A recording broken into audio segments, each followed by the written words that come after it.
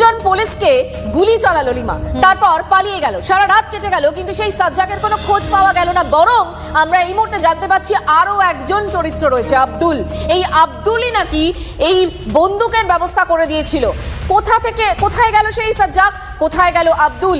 আব্দুল হোসেনকে সব খবরের এই মুহূর্তের আপডেট জানবো। আমাদের সঙ্গে সবার আগে রয়েছেন আমাদের সঙ্গে আমাদের প্রতিনিধি রূপক। রূপক, এখনো পর্যন্ত কি কি তথ্য আমরা পাচ্ছি, পুলিশ কি বলছে? দেখো, চমকে দেওয়ার মতো তথ্য এটাই, পুলিশ কিন্তু গতকালকেও বলেছে যে ওই অভিযুক্ত কিন্তু একাই গুলি চালিয়েছে, অভিযুক্ত সঙ্গে বহিরাগতরা কেউ ছিল না। কিন্তু আজকে সেই জেলা পুলিশ কিন্তু আবার এই আব্দুল হোসেন নামে অন্য আরেকজনের মাথায় পুরস্কার দিয়েছে এবং তার ছবিও প্রকাশ্যে এনেছে। কার্যত পুলিশ কিন্তু জানাচ্ছে এই আব্দুল হোসেনও সাজ্জাকের সঙ্গে জড়িত এবং তাকে বাইরে থেকে সহযোগিতা করেছে এবং পুরনো একটি মার্ডার কেসের সঙ্গে এরা উভয়ই অভিযুক্ত, এমনটা কিন্তু পুলিশের সূত্র মারফত আমরা জানতে পারছি। সবটা মিলিয়ে এই ঘটনা কিভাবে ঘটলো, কতদিন ধরে এই নিয়ে আলোচনা চলছিল, এর পেছনে কিন্তু ফুল প্ল্যানিং ছিল, এমনটাই কিন্তু তদন্তকারীরা মনে করছেন। এই মুহূর্তে একদিকে যখন তার মানে কি জেলে বসে সবটা প্ল্যান হয়েছিল, দেখছে, তদন্ত করছে, সিসি ক্যামেরা দেখছে। দেখো, এটা কিন্তু একদিন বা কয়েক ঘন্টার মধ্যে প্ল্যানিং করা নয়, এটা কিন্তু তদন্তকারীরা মনে করছেন। আর এই কারণেই কিন্তু রায়গঞ্জ জেলা সংশোধনাগারেও কিন্তু দফায় দফায় পুলিশের উচ্চপদস্থ কর্তারা আসছেন। এই জেলে বসে, আমার পেছনে যে রায়গঞ্জ জেলা সংশোধনাগার, সেই জেলে বসেই কোনো প্ল্যানিং করা হয়েছিল কিনা, বাইরে থেকে কিভাবে আগ্নেয়াস্ত্র সাপ্লাই হবে, দেওয়া হবে, সরবরাহ করা হবে, কোন দুষ্কৃতী বা কারা থাকবে, সে সমস্ত কিছু প্ল্যানিং করা হয়েছিল কিনা, কারা এর সঙ্গে জড়িত, সমস্তটা কিন্তু পুলিশ এখন তদন্ত করছে। শুধু এই রায়গঞ্জ নয়, সেই ঘটনাস্থল যেখানেই গুলি চালানোর ঘটনা ঘটে সেখানে একটি সিসি ক্যামেরা রয়েছে, সেই সিসি ক্যামেরা খতিয়ে দেখছে পুলিশ এবং এই ঘটনার সঙ্গে আরো কারা কারা জড়িত যেমনটা মনে করা হচ্ছে। যেহেতু একেবারেই পার্শ্ববর্তী বিহার, প্রায় 2 থেকে 3 কিলোমিটারের মধ্যে কিন্তু ওই এলাকায় বিহার রয়েছে এবং পাশেই বাংলাদেশ বর্ডার, এবং খুব সহজেই কিন্তু নেপালে চলে যাওয়া যায়। তো সেই দুষ্কৃতী সে পুলিশকে গুলি করার পরে সঙ্গে থাকো। কিন্তু জেলে বসেই কি তাহলে সবটা প্ল্যান করা হয়েছিল? প্রিজন ভ্যান থেকে নেমেই ফিল্মি কায়দায় 2 পুলিশ কর্মীকে গুলি, ঠিক যেমনটা আমরা যে কোনো হিন্দি বলিউড মুভিতে বা কোনো ওয়েব সিরিজে দেখে থাকি। গোটা রাত পেরিয়ে গেছে, এখনো সাজ্জাককে ধরা যায়নি, কিন্তু কিভাবে এই পরিকল্পনা করা হয়েছিল, কি হয়েছিল সেই মুহূর্তে? আমাদের রিপোর্টার প্রসেনজিৎ চৌধুরী আমাদের সঙ্গে রয়েছেন একেবারে স্পট থেকে। প্রসেনজিৎ, একদম দেখো, নজিরবিহীন ঘটনা। রাজ্যে বন্দি ছিনতাইয়ের যে খবর TV9 বাংলা দর্শকদের জানিয়েছিল, কার্যত সেই খবরে সিলমোহর দিচ্ছে পুলিশ।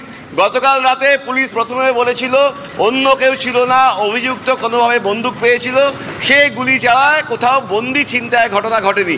কিন্তু সেই রাজ্যের পুলিশই, অর্থাৎ আমাদের পশ্চিমবঙ্গের পুলিশ, অন্তত আরও একজনের খোঁজ দিলে 2 লাখ টাকার পুরস্কারের কথা বলছে। কে সেই ব্যক্তি? সেই ব্যক্তি সাজ্জাককে সাহায্য করেছিল পালিয়ে যেতে। এবং এই যে সেই দুর্ঘটনাস্থল, যেইখানটায় শুট আউটের ঘটনা ঘটে, ঠিক এই এলাকাটায় প্রিজন ভ্যান দাঁড়িয়ে ছিল। এই এলাকাটাতে প্রকৃতির ডাকে সাড়া দেওয়ার নাম করে অভিযুক্ত খুনের আসামি সাজ্জাক তিনি নামেন, তার পেছন পেছন 2 পুলিশকর্মী নামেন, পেছনে তখন আরও একজন অপেক্ষা করছেন সাজ্জাকের সহযোগী। পুরোটাই নিখুঁত প্ল্যানিং বলে মনে করছে পুলিশ। একেবারে মেপে কত কিলোমিটার আসতে হবে, কটা নাগাদ এই ঘটনা ঘটানো হবে, সেই সময় এলাকায় আলো থাকবে না, অন্ধকার, এই সমস্তটা জরিপ করে নিয়েই কিন্তু নিখুঁতভাবে এই অপারেশন চালানো হয় পুলিশের নাকের ডগায়। পুলিশ কর্তারা টের পাননি। পুলিশের কাস্টাডিতে থাকাকালে, গতকালকে জেল থেকে বার করার পর পুলিশের কাস্টাডিতে থাকাকালে যদি বন্দুক দেওয়া হয়ে থাকে, সেক্ষেত্রেও যেমন বড় ল্যাপসের কথা পুলিশ নিজেরাই স্বীকার করে দিচ্ছে। একইভাবে এখন একের পর এক জায়গা সামনে আসছে তদন্তের ক্ষেত্রে, যেখানে গিয়ে পুলিশের ক্ষেত্রেই কিন্তু তাদের দুর্বলতা, তাদের গাফিলতি, তাদের ক্ষেত্রে এই ধরনের ঘটনা নাকের ডগায় ঘটে গেল টের না পাওয়া একের পর এক সামনে আসছে। একেবারে এক্সপার্ট প্রসেনজিৎ বলছে এটা সম্পূর্ণভাবে পুলিশের ব্যর্থতা। কারণ যখন আমরা অনিন্দার সাথে কথা বলছিলাম, তিনি বলছিলেন যে ভ্যানে ওঠার তোলার সময়, জেল থেকে বেরোনোর সময় পুরো একদম প্রপারলি চেক করতে হয়। সেটা কি আদৌ হয়েছিল? সেই দিকগুলো প্রশ্নগুলো যেমন উঠছে, আর তার পাশাপাশি বিরোধীরা প্রশ্ন ইতিমধ্যেই শুরু করেছে তোলা। তারা কি বলছেন, জগন্নাথ চট্টোপাধ্যায় কি বলেছেন, শুনবো। ভয়াবহ কাণ্ড। আমরা তো ভাবতেই পারছি না যে আদালত থেকে জেলে নিয়ে যাওয়ার পথে আসামিকে ছিনতাই করে নিয়ে চলে গেল দুষ্কৃতী দল এবং পুলিশকে গুলি মেরে। এ কোথায় আমরা বাস করছি? 13 বছরে তৃণমূল কংগ্রেসের আমলে মমতা বন্দ্যোপাধ্যায় যেখানে পুলিশ মন্ত্রী, স্বরাষ্ট্রমন্ত্রী, রাজ্যের আইন শৃঙ্খলা থেকে শুরু করে সামগ্রিক যে সামাজিক পরিস্থিতি কোথায় চলে গেছে? এর থেকে নিষ্কৃতির একটাই পথ, সেটা হচ্ছে এই সরকারটিকে এবং এই দলটিকে বাংলার রাজনীতি থেকে পরিত্যাগ করা। আরেকবার কথা বলবো আমাদের রিপোর্টারের সঙ্গে। প্রসেনজিৎ, একটু জায়গাটা দেখাবে, তার কারণ যখন এই সাজ্জাক টোটাল পরিকল্পনাটা করেছে নিশ্চয়ই সে জায়গাটা বেছে রেখেছিল যে এই জায়গা থেকেই সে পালাবে এবং তারপরে আগ্নেয়াস্ত্র সে কোথায় বন্দুক চালাবে সমস্তটা তার পরিকল্পনা ছিল। এই জায়গাটা কতটা ইম্পর্টেন্ট, মানে তার কাছে সুবিধা করে দিয়েছে এই জায়গাটা? দেখো, আমি জায়গাটা দেখানোর আগে বলবো এটা সেই এলাকা যেখান থেকে চিকেন থেকে শুরু হয়।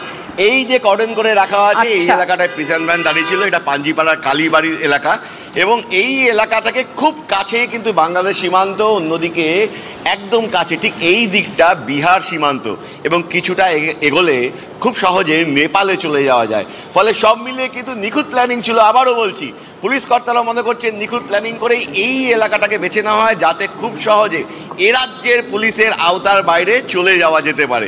কারণ আধা ঘন্টা এখান থেকে আধা ঘন্টা গেলেই বিহার, উল্লেখে বাংলাদেশ, আরও কিছুটা এদিকে চলে গেলে নেপাল। ফলে সব মিলিয়ে পুলিশের হাতের নাগাল থেকে বেরিয়ে যাওয়া যেতে পারে, এটা ভেবেই কিন্তু দুষ্কৃতীরা তুমি সঙ্গে থাকো। এই ঘটনা ঘটে। এই মুহূর্তে সিপিএম নেতা সুজন চক্রবর্তী আমাদের সঙ্গে রয়েছেন। সুজনবাবু, মঞ্জিরা কথা বলছিলাম, গত কয়েক মাস যাবত আমরা একের পর এক ঘটনা দেখছি। সম্প্রতি মালদায় তো দেখেইছি, কালিয়াচকে দেখছি, এবার এই সাজ্জাকের ঘটনা। গতকাল রাত্রে আমরা দেখলাম যে পুলিশ যখন তাকে নিয়ে যাচ্ছে, জেলে ফেরত নিয়ে যাচ্ছে, সেই সময় সে পুলিশকে গুলি করে পালিয়ে যাচ্ছে। সারা রাত কেটে যাচ্ছে, তার কোনো রকম খোঁজ পাওয়া যাচ্ছে না। উপরন্তু আরও একজনের কথা জানতে পারছি যে কিনা কোর্ট চত্বরে তাকে এই আগ্নেয়াস্ত্র সাপ্লাই করেছিল। কি হচ্ছেটা কি? পুলিশ কিছুই জানে না। তো ফিল্মি দুনিয়ার মতন করেই বাংলাটাকে পরিচালনা করা হচ্ছে, একদম ফিল্মি দুনিয়া। কোর্ট থেকে জেলে নিয়ে আসবার পথে আসামি আগ্নেয়াস্ত্র দিয়ে আক্রমণ করলো, 2 জন পুলিশ জখম এবং পালিয়ে গেল। তাদের কোনো হদিশ নেই, খোঁজ নেই। তারা বাংলাতেই আছে না পাশে নেপালের বর্ডার, কি বাংলাদেশের বর্ডার, বিহারের বর্ডার, জায়গাটা এমনই কোথায় চলে গেল কারোর কোনো হেলদোল নেই। কিন্তু দুর্ভাগ্যটা হচ্ছে পশ্চিমবাংলাতে পুলিশ প্রশাসন বলে কিছু নেই, আইনের প্রশাসন বলে শাসন বলে কিছু নেই, শাসকের আইনে চলছে। পশ্চিমবাংলাতে পুলিশের ডিজি পার্ট টাইমার, বহুদিন ধরে এক কথা বলে যাচ্ছে, পার্ট টাইমার ডিজি দিয়ে কখনো পুলিশ প্রশাসন চলতে পারে না। পুলিশ মন্ত্রী পার্ট টাইমার, তার নির্দেশে থানা চলে, কাউকে অ্যারেস্ট করবে কি কাকে ছেড়ে দেবে কি ইত্যাদি ইত্যাদি। এবং যে কোনো ক্ষেত্রে দুষ্কৃতীরা প্রশ্রয় পাচ্ছে, দুষ্কৃতীদের পাশে প্রশাসন দাঁড়িয়ে আছে। মুখ্যমন্ত্রী বলেছিলেন গুন্ডাদের কন্ট্রোল করি। এখন তো স্পষ্ট হয়ে গেল যে অস্ত্রের এমনই ঝঞ্ঝনানি শুধু নেতাদের কাছে না, তৃণমূল নেতারা যখন যায় তার সঙ্গে যে 25 জন থাকে আর 30 জন থাকে বা 50 জন থাকে, তাতে অন্তত 2টো অস্ত্র পাবেন। তাহলে তৃণমূলের বাহিনী চলেছে সঙ্গে অস্ত্র, দুষ্কৃতীরা তাদের সঙ্গে অস্ত্র বটেই। দুষ্কৃতীকে ছিনতাই করার জন্য অস্ত্র এবং পুলিশকে একেবারে এবার আসামিদের হাতেও অস্ত্র থাকছে। সুজনবাবু, ধন্যবাদ আপনাকে। কংগ্রেস কি মনে করছে এই মুহূর্তে সেটাই বোঝার চেষ্টা করবো। সৌম্য রায় আমাদের সঙ্গে রয়েছেন, আপনাকে TV9 বাংলায় স্বাগত জানাবো। সৌম্যবাবু, এই মুহূর্তে দাঁড়িয়ে সত্যিকারের যে প্রশ্নটা সবার মনের মধ্যে আসছে, তাহলে কি পুলিশি ব্যর্থতাই এই সাজ্জাকের পালানোর পিছনে অন্যতম বড় কারণ হয়ে দাঁড়াচ্ছে? আপনি কি ভাবছেন? এটা উন্নত বাংলার মডেল, এটা হচ্ছে উন্নত বাংলা, এগিয়ে বাংলার মডেল, যেখানে দুষ্কৃতকারীরা মনে করছে এটা তাদের সরকার, তাদের সিনা চওড়া হচ্ছে, ছাতি চওড়া হচ্ছে। তার কারণ তাদের কিছু হয় না, পুলিশকে থোড়াই কেয়ার করে, পুলিশকে 1 পয়সারও কেয়ার করে। মাননীয় মুখ্যমন্ত্রীর দপ্তরের পুলিশরা কার্যত অপরাধীদের সামনে হাঁটু গেড়ে আত্মসমর্পণ করেছে। তাই অপরাধীরা যেটা করার তাই করছে, ছিনিয়ে নিচ্ছে, পুলিশকে গুলি করছে। এটা স্বর্গরাজ্য, মরুদ্যান হয়েছে অপরাধীদের। আসলে অনুপ্রেরণায় সবকিছু হয়। এই বাংলাতে দেখেছিলাম মাননীয় মুখ্যমন্ত্রী কালীঘাট থানা থেকে অপরাধী ছাড়িয়ে নিয়ে যাচ্ছে, আসামি ছাড়িয়ে নিয়ে যাচ্ছে। তো এই অনুপ্রেরণায় হচ্ছে কিনা আমরা বলতে পারবো না। এখন অস্ত্র সবার কাছে, এই অস্ত্রের বাংলা, এগিয়ে বাংলার এটা নতুন মডেল। ধন্যবাদ আপনাকে।